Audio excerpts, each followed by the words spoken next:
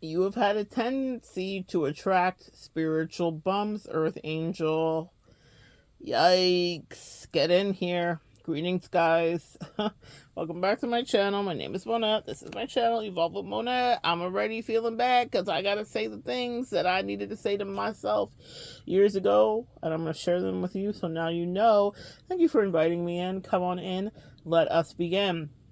I want to dispel this narrative that like attracts like, because in the spiritual world, we get these phrases bandied about and then they stick and then we're regurgitating them out.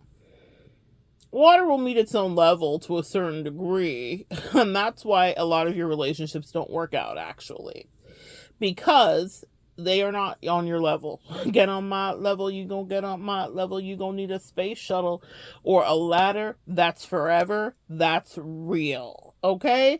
That's a quote from one Mr. Wheezy F Baby. Please say the baby. Get on my level, you gonna get on my level. You will need a space shuttle or a ladder. That's forever. That's real. Guys, it is not that you are so toxic, so you're attracting the narcissist or the person that's being weird or the guy that ghosted you or the girl that frenemied you or whatever. You're attracting those people because you're attractive. Say it again for the people all the way in the back. You're attracting those people that like to attack because you're attractive and they want to put knives in your back. Scary as it may sound, that's the truth. And you've had a tendency to pick up, well, girl, let me just, dearly beloved, we are gathered here today. My name is Monette. I'm a recovering codependent, enmeshment, people pleaser, breadcrumb eater. And I want to just, these are my confessions. You had a tendency to pick up spiritual bums. I know I did. And so and the reason is, let me help you understand it too. It's because you can see things so clearly because of the wisdom in you. Earth Angel, you have gathered a wealth of knowledge because of the experiences that you've had from people that have treated you down dirty and absolutely bad. And because of that, you want to bless others with it. You say, I see what's going on with you and I think we could fix it. Well, you are not Bob the Builder. Please stop building a bear with these crazy bitches and or men, okay? Because they will cause you stitches. They will cause you wounds, new wounds that you didn't even know you needed to have and you weren't scheduled and slated to go through. Now, because you're a beast regarding your spirituality and you power through, the angels and the ancestors know they can always trust you, but it's not because you're toxic too did you attract the toxic thing. Essentially, we all know that light attracts all of the bugs. If you have ever been outside or been camping and the light's on, all of those buggies are going to swarm to you like a moth to a flame bought by the fire. People feel your desire and they are attracted to you. It is not because you are like the narcissist too, or the toxic person, or the person that was behaving insanely, or whatever you got. It is because you are the doctor in a way. The light sometimes is on, and so all of the darkness, boom, it will swarm. So you have to have discernment. I often have people ask me, how do I go about dating? Because, I've been burned and this happened and this happened. Well, I'm not going to tell you that another narcissist is going to try to snack you, because narcs try to snap my ass all the time. It's how do I maneuver through it? How do I escape the demon time? And how do I navigate it and use my discernment? How do I see you're going to be a problem. I can see that. And you also have to find equilibrium in that, because sometimes we can overcorrect once we've been hurt and push everybody away too. So anyway, that's more like reading and spiritual work that we can do one-on-one. What I can offer you here, this free food today that I can offer you is this. It is not because you are also a narcissist. It's because you are attractive. It's because you're fine as fuck. Energetically, specifically. You might be fine as fuck in reality too, in the 3D, but I'm talking about in that 5D, you a fucking snack, sis. So people want to eat you. They want to siphon you, and they would rather eat the crumbs from you, knowing they have nothing to offer you, because at least then they're benefiting from you. That's why you end up in those like very unrequited or non-reciprocated relationships, because people know when they have love bombed you into believing that they're it, that they have nothing to offer you. They know, like, I don't have shit. I am not on the level of this person whatsoever. So then they resort to the old world tactics, which is matrix stuff, which is negging, breadcrumbing, hot, cold, getting their weird needs filled, whatever they may be, because they want to keep you in their energy. They don't have love to give you, but they have a hot mess to give you, because that's all they know how to do. They've never really loved anybody. And they sure don't know how to love you. So you're not attracting narcissists because you're bad. Okay? Let's stop that whole toxic ass narrative. It's happening because you're the fix, sis. It's happening because you're the one, sir. It's happening because you're Himothy, Mr. Man. You're her. You're she. Okay? It's happening because you have beautiful empath earth angel energy. You transmute and disseminate toxicity. You have a wealth of knowledge, a breadth of knowledge, really spiritually. You have pattern recognition. You are solution oriented. Why wouldn't they be attracted? So stop beating yourself up and thinking like, oh, well, what did I do? And it's just her. No, it's not you. If you exist in this world, there's going to be a narc that spots you in the crowd. That's one of my favorite little memes, or a guy standing up by the bleachers, and it's like, it says like, the one the narcissist finds you in the crowd. They do. They do. You'll have to use your discernment to make sure they don't stay glommed onto you once they try to come and snack you.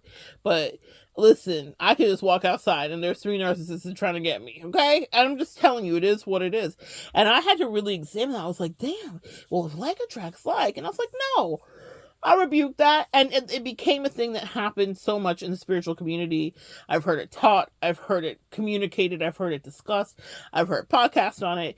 Now the tides are changing. That stream of consciousness is shifting. And so I'm here in case you haven't heard the shift, because I'm always got my ear to the ground. I'm always listening to amazing leaders of thought. But listen, guys, the turn around, that's what I'm hearing every now and again. I get a little bit closer, I don't know the words, but I'm hearing turn around. It's time to turn that thought form around. That's not the truth. Narcissists are attracted to you because you're attractive. Period. Period. Because you have your life together. Because you spiritually have learned some truths. Because maybe you can balance your finances. There may be some 3D things that make them attractive. You could be fine as fuck in real life too. But spiritually, you fine as fuck, sis. They cannot resist the juicy energy. They've never felt like it before in their life, and they need it. So it's not that you're crazy, and you will have to build your discernment up. I don't have an easy answer for you on that. I mean, you could hermit forever. Some of us have. It's been tempting for me too. But I always put myself back out there, because I know that if I exist, then there's someone like me out there too.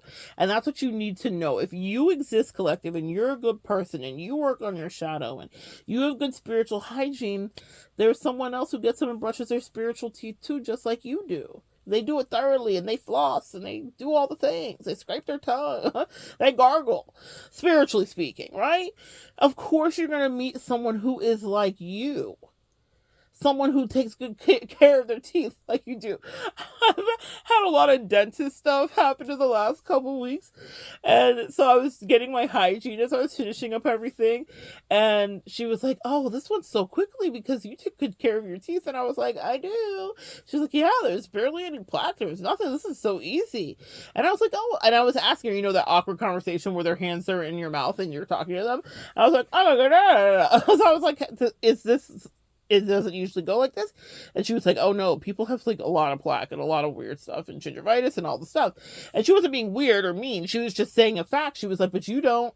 That part. My point to you, sis, beyond the humble brag about good teeth health care, is that you Even with good teeth healthcare, you can have issues with your teeth too. So that's also maybe a deeper message as well. But my point is, there is an overall effort that you put into your spiritual hygiene. Does that make sense? It doesn't mean that you might not add a narcissist or two or had some other deeper issues, but it means that you put in the work and it's evident, and that's why they're attracted to you. Okay? You put in the work and it's evident, and that's why they are attracted to you. All right? So stop being like, well, I just, no, it's because you get up and you properly care for yourself energetically and spiritually. So narcissists and toxic people are going to be like, damn, as far as the eyes could see, I never did see an earth angel that looked so delicious to me. They're going to want to eat you. All right? Stop beating yourself up about it. Tighten up on your discernment. Figure out what they are. Usually I find myself in connections with people where I know it shouldn't go for a while. I'll tell them, we're not compatible. You're a karmic. So, like, I say the words that I'm sure they've never had said to them in their life, because that is my understanding. I'm not going to dumb it down. You ever meet those parents that talk to their kids like adults, and then their kids develop a better vocabulary? So when I'm dealing with these demons, I'm like, you're going to learn something today. I'm not going to stay around to teach you every day, actually, but you're going to learn that you are exactly karmic in this way, and you do cause this much emotional disruption for people that you're with, and you are the problem. See, you are the problem. So I tell people exactly what the issue is if I have the opportunity. Sometimes you're working with trickier demons, and that sometimes you're working with demons that are like scary. And when I say scary, it means that they are dangerous in a way. So I will assess that, and I would advise you do too. Sometimes you don't always get the talk off with people. Some people still have evolution that they can do. Those are the people that I would usually give the talking to. If I can tell, like, get away from me, but maybe in the future you could, get some help for yourself or change your ways. There are some people that are beyond reproach. And when that exit happens, make it be one that stays, okay? When you get away from some people, just don't even say a thing, because some people are so diabolical in a way that only the demons that they've made their pacts with can deal with them. That's not for you to do. And only the ancestor that works with you that will have their head off, that's who you just pass on the work. Some people you don't get involved with, because some people are dealing with things much differently. But it doesn't mean that you did something to make that attraction happen in reality. You just existed with your good spiritual hygiene and your good talk and your nice smells and your beautiful energy. And all of a sudden now this narcissist is up underneath you and they're not wishing you well. So stop beating yourself up.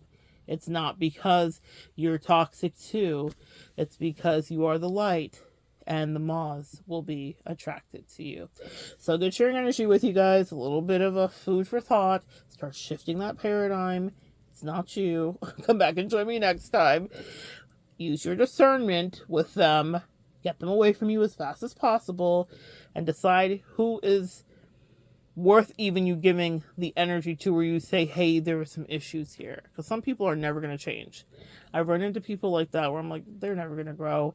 This is their station. This is all they're going to know. And I don't say a word to them. I'm like, oh no, you're right. Yeah, we should absolutely end. And I'm like, just thanking Jesus that I went peacefully, friend.